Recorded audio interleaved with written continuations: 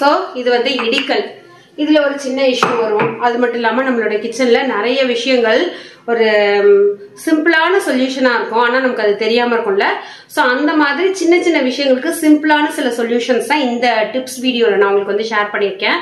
So இது உங்கள் எல்லாருக்குமே பிடிச்ச நிறைய பேருக்கு யூஸ் ஆகிற கிச்சன் டிப்ஸ் வீடியோ தான். அது என்னெல்லாம் டிப்ஸ் வந்து ஷேர் பண்ணியிருக்கேங்கிறது நம்ம வீடியோக்குள்ளே போய் பார்க்கலாம். ஃப்ரெண்ட்ஸ், எல்லார் வீட்லேயுமே இடிக்கல் வந்து வச்சுருப்போம். அதில் வந்து ஒரு பூண்டை தட்டிட்டோம் அப்படின்னாக்க அந்த ஸ்மெல் இருந்துக்கிட்டே இருக்கும். என்ன தான் வாஷ் பண்ணாலும் போகவே போகாது. அதுக்கு இந்த டிப்ஸ் வந்து ரொம்பவே யூஸ்ஃபுல்லாக இருக்கும்.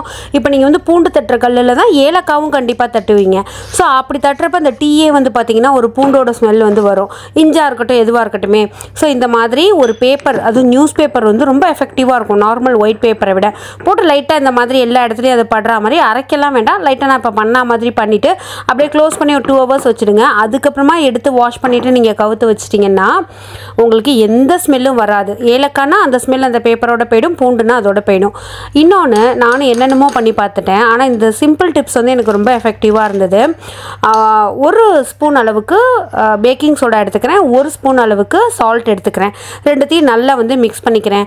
எங்கெல்லாம் நம்ம வந்து கெமிக்கல் ஸ்ப்ரேஸ் வந்து ஸ்ப்ரே பண்ண முடியாதோ அந்த இடத்துலலாம் இதை அப்படியே லைட்டாக நீங்கள் வந்து தூவி விட்டுட்டீங்க அப்படின்னா உங்களுக்கு வந்து கரப்பாம்பூச்சி வந்து வரவே வராது. ஸோ ட்ரை பண்ணி பாருங்கள், அவ்வளோ எஃபெக்டிவாக இருக்கும். அந்த கரப்பாம்பூச்சி நைட்டில் தானே ரொம்ப அதிகமாக இருக்கும். அதுவும் இந்த மிக்சியோட ஸ்மெல்லுக்கெல்லாம் அது வந்துகிட்டே இருக்கும். அந்த மிக்சி, அதுக்கப்புறமா என்னோடய ஆயில் டிஸ்பென்சர் அந்த இடத்துட்டெல்லாம் வந்து வரும். அங்கெல்லாம் நான் லைட்டாக வந்து தூவி விட்டுறேன். ஈவன் நீங்கள் வந்து இதை 1 வாரம் கழித்து கூட க்ளீன் பண்ணிக்கலாம். அப்படியே கேஸ் ஸ்டவ் கூட நீங்கள் தூக்கி விட்டு அதில் கூட வந்து அப்படியே தூவி விட்டுட்டு நீங்கள் வந்து அப்படியே வச்சிடலாம். கரப்பாம்பூச்சி வந்து கொஞ்ச நாள் இந்த நெடி இருக்கும் அந்த பேக்கிங் சோடாவில், அந்த நெடியால் அப்படியே அது வந்து அந்த இடத்துக்கு வந்துட்டு ரிட்டர்ன் ஆகிட்டு ஒரேடியாக வந்து ஒழிஞ்சிடும். சில கரப்பாம்பூச்சி கூட கொஞ்சம் குட்டி குட்டியாக இருக்கிறது செத்து கூட போயிடும். நீங்கள் வந்து ட்ரை பண்ணி பாருங்கள். அதே மாதிரி கரப்பாம்பூச்சி வந்து ஓகே, இந்த பல்லி இருக்குது பார்த்திங்களா, எனக்கு பல்லி பார்த்தாலே பிடிக்காது. அது என்னமோ ஒரு பேட் ஃபீல் இருக்கும். ஸோ அதுக்கு இதுவுமே பள்ளிக்கு நிறைய கெமிக்கல் பேஸ் ஸ்ப்ரேஸ் வந்துடுச்சு.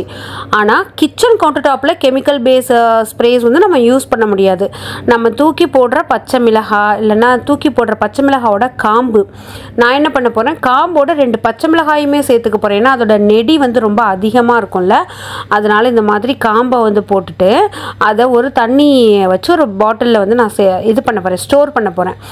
ஸோ இப்போ இந்த பவுலில் கொஞ்சோண்டு பச்சை மிளகாயோட காம்பு வந்து போட்டுக்கிறேன். மேலே வேணும்னா பச்சை மிளகாய் போட்டுக்கலாம். இப்போ கொஞ்சம் தண்ணி வந்து சேர்த்துக்கிறேன். நான் வந்து 1 கப் அளவுக்கு தண்ணி சேர்த்தேன் அப்படின்னாக்கா ஒரு 2 டேபிள் ஸ்பூன் மாதிரி வினிகர் வந்து சேர்த்துருக்கேன். ரெண்டுமே ஒரு நாள் நைட்டு ஃபுல்லாக அப்படியே இருக்கட்டும். அது திறக்கிறப்பவே உங்களுக்கு வந்து அந்த ஹெவி ஸ்மெல் வந்து பயங்கரமாக இருக்கும். ஸோ இப்போ ஒரு ஸ்ப்ரே பாட்டிலில் போட்டு உங்களோட கிச்சன் கவுண்டர் டாப்பு எந்த இடத்துலலாம் குட்டி குட்டியாக எறும்பு, அதுவும் இந்த சீசனில் வந்து பார்த்திங்கன்னா நிறைய எறும்பு வந்துகிட்டே இருக்கும், அது மேலெல்லாம் ஸ்ப்ரே பண்ணி விடுறப்ப அப்படியே செத்து போகிறத பார்க்க முடியும். அதை நீங்கள் துடைக்க வேண்டாம். இந்த டிப்ஸை வந்து நீங்கள் நைட்டில் பண்ணுறது தான் பெஸ்ட்டு. நைட்டில் எல்லா இடத்துலையும் ஸ்ப்ரே பண்ணி விட்டுட்டிங்கன்னா மார்னிங் வந்து ஆஸ் யூஷுவல் நம்ம எப்போதும் வைப் பண்ணுற மாதிரி வந்து வைப் பண்ணிக்கலாம். இப்போ வந்து இதில் வினிகருமே வந்து சேர்த்துக்கிறோம் பாருங்கள். ஸோ சேர்த்துட்டு இதை ஸ்ப்ரே பண்ணி அப்படியே வந்து விட்டுருங்க. சின்ன சின்னதாக எறும்பு வந்து செத்து கிடக்கிறத பார்க்க முடியும். பல்லி எல்லாம் வந்து அந்த இடத்துக்கு வரவே வராது. கிச்சன் கவுண்டர் டாப் வந்து ரொம்ப ஹைஜீனாக இருக்கும். அப்படியே ஒரு பச்சை மிளகாயும் கிள்ளி உள்ளே வந்து போட்டுக்கிறேன். இப்போ நான் ஸ்ப்ரே பண்ணி காமிக்கிறேன். இந்த எவ்வளோ எறும்பு வந்துருக்கு பாருங்கள், அப்படியே ஸ்பாட்லேயே வந்து அது செத்து போயிடும். ஸோ இந்த டிப்ஸ் நீங்கள் வந்து ட்ரை பண்ணி பாருங்கள். இதுக்குன்னு கெமிக்கல் பேஸு ஸ்ப்ரேவெல்லாம் சில பேர்லாம் எனக்கு ரொம்ப ஷாக்கிங்காக இருக்கும்.